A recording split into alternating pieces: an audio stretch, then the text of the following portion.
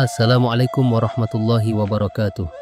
Selamat datang di Sarif Channel Kisah Inspiratif, tempat di mana kita berbagi kisah-kisah inspiratif tentang agama, cinta, dan pencarian makna hidup.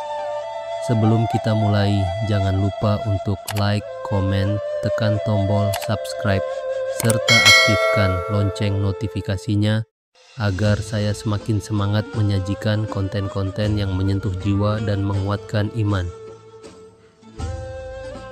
Hari ini kita akan menyalami sebuah kisah perdebatan antara seorang ahli hukum dari Tanah Suci dengan seorang tukang kebun raja dari negeri Wakal. Sumber perdebatannya dari kalimat, "Orang seperti Anda banyak di sini. Semoga kita bisa mendapatkan hikmah dari cerita ini. Amin."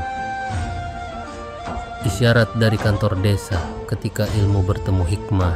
Di sebuah negeri yang jauh dari kota Mekah, hiduplah sekelompok masyarakat yang sederhana, tenang, dan tak banyak bicara. Mereka hidup tanpa debat, tanpa banyak kitab, tapi setiap pagi mereka belajar dari langit, dari tanah, dan dari hidup yang mereka jalani dengan sabar. Suatu hari datanglah seorang ahli hukum dari kota suci, wajahnya penuh keyakinan, langkahnya mantap, dan pikirannya syarat ilmu dan hujah. Di perbatasan kampung, ia melihat sebuah tulisan Arab terpampang di gapura. "Orang seperti Anda banyak di sini." Satu kalimat yang membuat dadanya menegang dan hatinya penasaran. Apa maksudnya? Apakah mereka meremehkan ilmuku? Apakah ini kampung yang dipenuhi para pakar? Pikirnya dalam hati.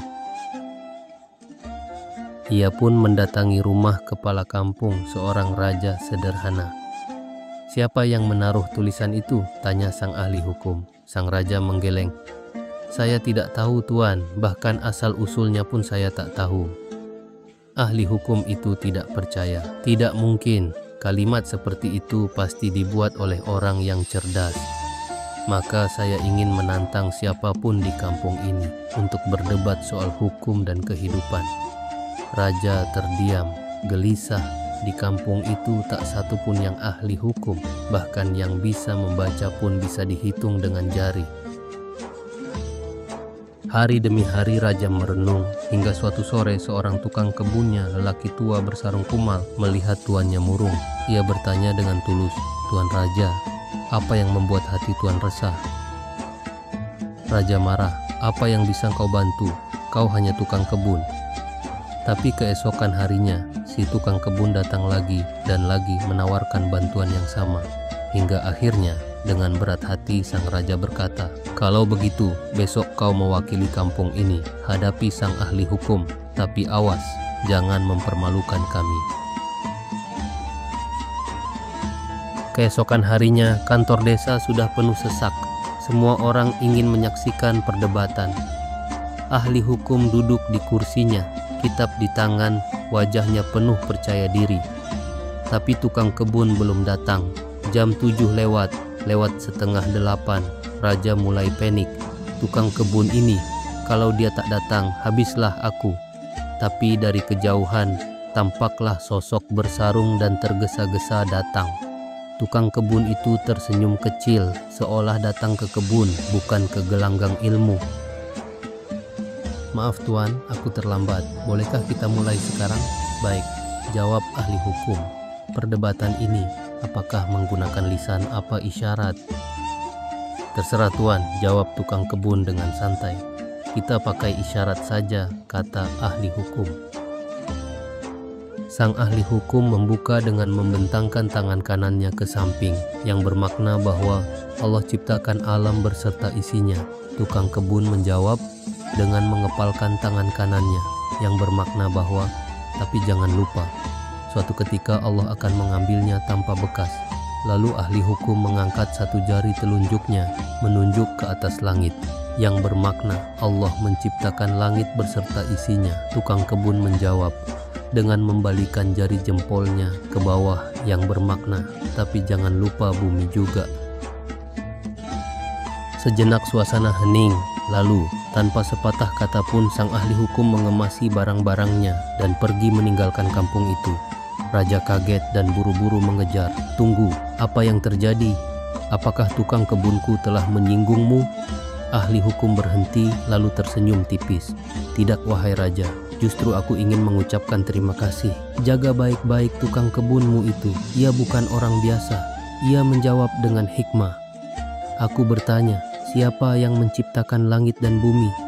Dan ia menjawab, suatu saat semua akan lenyap di genggamannya. Aku bertanya lagi, siapakah yang mengatur langit?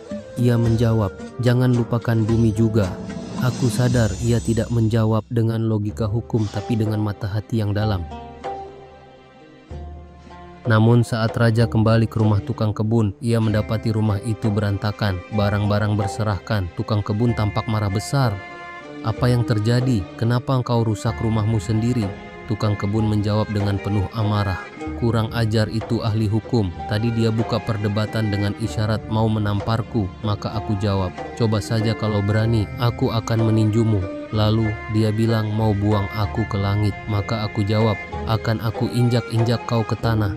Kalau dia ajukan satu isyarat lagi, sungguh aku akan naik ke atas mimbar dan menghajar dia di depan umum.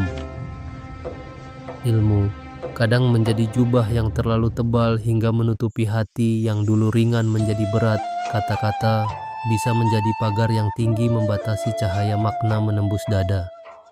Tukang kebun itu tak tahu istilah filsafat, tak paham usul fikih, tak pernah membaca kitab panjang berbahasa Arab, tapi hatinya mengenal Tuhan dengan rasa, bukan dari dalil tapi dari dentuman hidup yang ia reguk setiap hari. Sementara ahli hukum itu duduk dengan kitab, bicara dengan hujah, menyusun tanya dengan logika yang tajam, tapi hatinya lupa bahwa Tuhan tak hanya bisa dijangkau dengan kecerdasan, tapi harus diraba dengan ketundukan. Maka tak heran satu isyarat yang dilihat ahli hukum sebagai debat diterima tukang kebun sebagai ancaman. Dan satu gerakan jempol yang ditujukan sebagai tafsir langit dibaca sebagai niat untuk menginjak harga diri. Karena begitulah, bila ilmu tak dibalut dengan rasa takut kepadanya, maka setiap tanda akan dipelintir oleh ego. Dan begitulah pula, bila kebodohan tak diiringi dengan ketulusan, maka ia bisa berubah menjadi kekuatan hikmah yang tak bisa dipatahkan bahkan oleh kecerdasan. Jadi tanyalah dirimu hari ini, kau ini siapa dalam kisah ini?